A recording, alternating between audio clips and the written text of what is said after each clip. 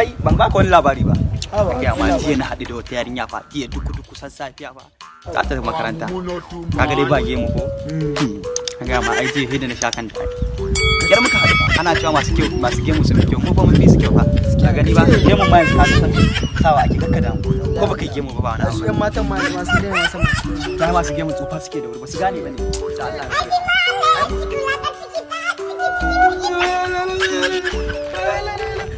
Oh, Mumu, not too much.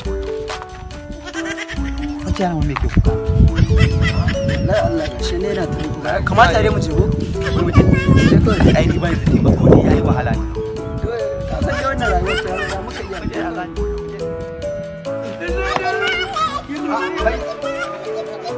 Allah ya bari da Allah ya. me Zo dai kana mutane kuka? kun san me ya faru da ni ne ba ku san me ya faru da ni ba kun zo kuna takura mun ni ka aka aike ni da kai kuma gashi yanzu igiyar da na daure ta bata ban san inda ke ba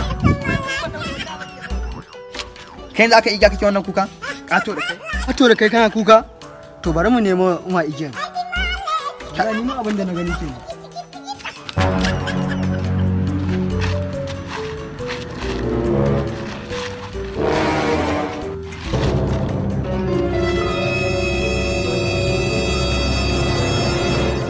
Kai yanzu akan neman igiya ga igiya nan garin nan mu a garin nan tsumma yana mana wahala. Dai wai.